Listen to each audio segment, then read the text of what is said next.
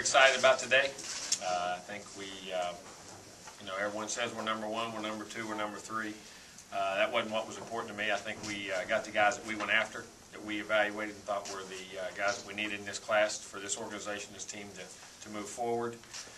Very excited that we think we not only hit our needs as far as athletically and a lot of big playmakers and big body guys, but we went across the board. Every position was filled, every position brings in some guys. I think some guys can have an immediate impact. We'll find out when they get here. Don't ever know which one those are.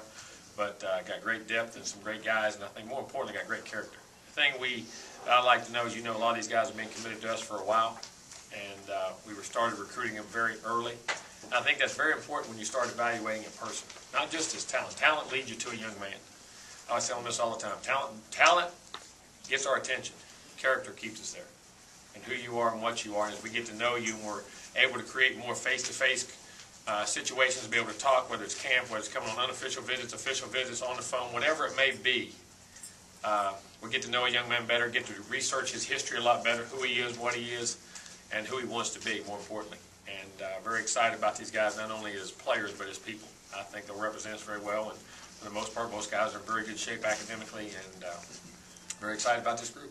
And hopefully it'll help us go and meet some of the goals and what we have for the future, and help the current players that are here on the team reach those goals. But what were your priorities in terms of needs, and how do you approach that? It's crossable. We definitely needed to, we had to sign a quarterback in this class.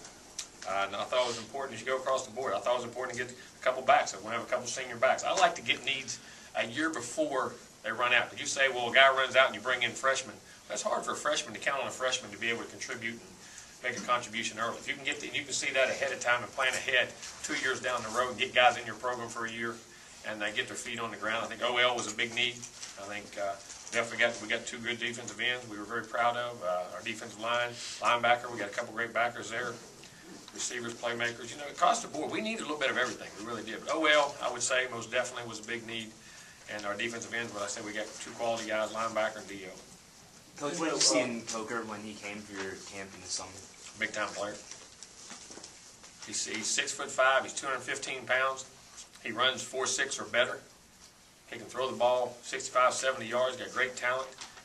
Throws on the run, can drive the ball, make all the throws. Sat there and watched him make every throw. And just because he was in a wing T offense, people didn't know about it. I think he's a winner. I think he's very competitive. He's tough. He was a 5A basketball player of the year in the city of Mobile, which is very good. He was an 89-mile-an-hour fastball on the mound as a sophomore. Complete player, and I think just a high-character, quality guy. And I think he'll have a great future here. I'm very high on him. Jimbo, you said you weren't concerned with who ranks you where, but it's out there. When you get a class like this that everybody has pretty much consensus number one, now what's the priority in making sure that as coaches these kids pan out? Well, I think there's a lot of schools that have had the number one recruiting class and those kids never pan out. Well, it's threefold. That's exactly right. That's how hopefully we've evaluated well.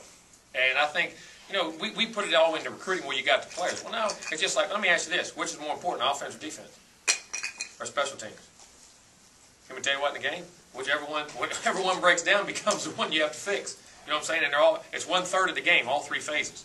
Just like this. There's recruiting, there's player development, then there's coaching.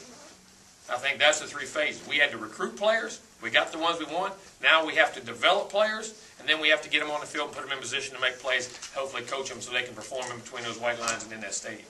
And, these are the guys we wanted, and we'll feel very good. But now we go into player development. Then we'll go into coaching when they get here, once the season starts. So with the offensive line, nine guys, 8, 9 guys, and the sizes of them. We wanted to get much bigger, but not lose athleticism. Still be quick, still be agile, and like I say, some of the linemen, some of the guys weren't as highly ranked. Some were. Some of the guys are the least ranked, the guys I'm most excited about. I think there's some really quality guys in there. And we got 3 or 4 of those guys in at midterm to get in here, and we need numbers there. We need depth. So some will play, some will redshirt. We'll figure out which it is, but that'll give us a lot of depth because you ought to keep 18 guys on scholarship anyway on the O-line, and we're still short. We'll still be short when that comes to that. So we'll still recruit the next group next year, and size matters. Size didn't matter. There wouldn't be weight classes in boxing. Jimbo, will you redshirt the quarterback that you're bringing in? We'll wait and see. Well, ideally you say that because I think the two hardest positions probably to make immediate impact are probably quarterback and offensive line, just because of assignments that go into it. And but You know, I don't ever want to say I'm going to redshirt a young man for sure until he gets here and we see it, but most likely that's what occurs, but we'll see when he gets here. Are you looking at gray shirts with guys numbers-wise? Well, we're not necessarily. We'll wait and see on that. You know, we're planning on trying to get everybody in here and get them in class and see what goes on. If something like that happens, if we have to, but that's not the plan right now. Coach, is there any position group that you remotely have a little bit of, you know, we could have used one more guy there, one more guy there? You said you covered everything, but is there one group that kind of wanted that one more kid? I go across it. Maybe one more defensive end, just for numbers, but I still think we got quality guys. We still got 5 or 6, 7 quality guys on our team. I think they'll be really good players. I mean, you might take one more there, but other than that, really not after that. Jimbo, could you talk about Jernigan, the kid that grew up a Florida fan? I mean, that's a huge get for you guys, and how that recruiting materialized, when you thought you were in good position with him? You know, the whole time, even though he grew up a Florida fan, Timmy always said, I'm going to do what's best for me and where I think my future's best. And I think that's the maturity of him. And I think a lot of kids, you know, they get enamored with being a fan of somewhere, but, you know, you got to look for your future. This isn't, like I tell the kids all the time, this is not a 4-year decision, it's a 40-year decision. This is going to dictate the future of my life, where I'm going to be, who's going to coach me, and what I'm going to become. And I think him, just the relationship he's had by coming to camp here every year, he felt very comfortable here. He's very familiar with the coaches, very familiar with Odell, myself when we got involved with it, and I think he just had a comfort zone here.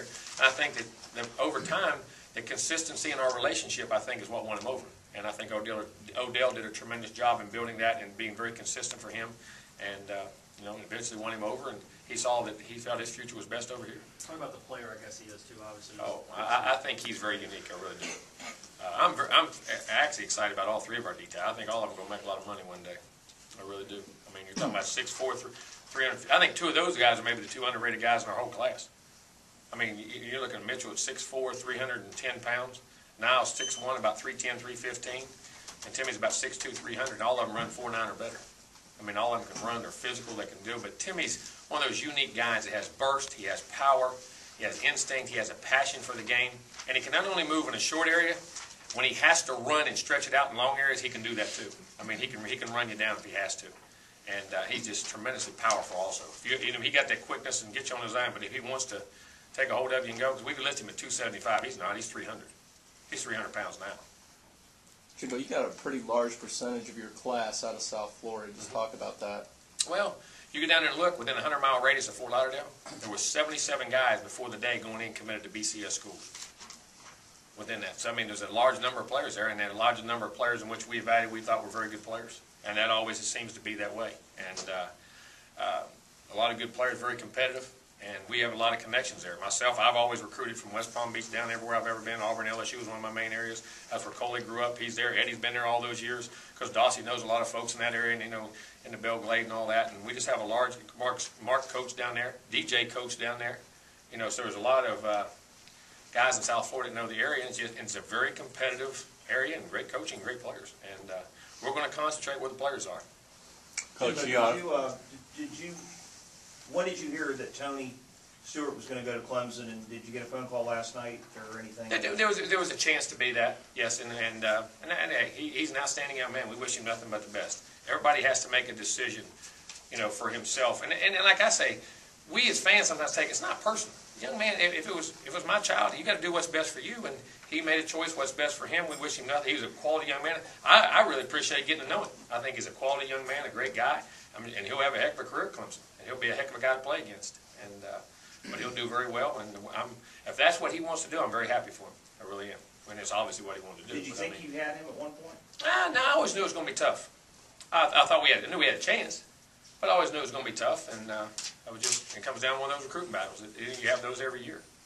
How are you guys so successful building relationships early with these kids? What do you think? You initiate it. I mean, you initiate the relationship and you talk. And, you know, it's no secret. I mean, you get out, you identify your players, you talk to them, and you sit down and talk to them, and you're sincere with them, and you're honest with them. You give them a plan about where they at, what you think of them, where they fit into your program, where you see us going, what we can help you become, you can help us become. I mean, it's a two-way street. I mean, they're helping us, we're helping them. And be totally sincere, but be persistent and put in the time. Relationships aren't built in short periods of time. They're built in long periods of time. And you have to put in the time, and you have to there's no substitute. It's hard work, it's persistence, It's just a matter of getting on the phone or bringing them up or staying in contact with all the people around them. Which guy have you known the longest among these guys? Wow, that's a good question. I have to go back and think about it.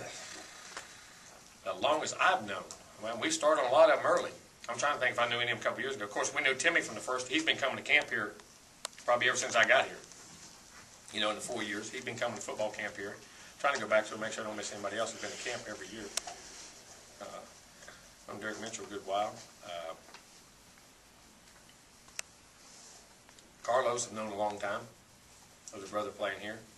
Probably those two. I would probably say those two. Coach, when you're selling the program, what are you selling specifically? In other words, are you selling the coaches?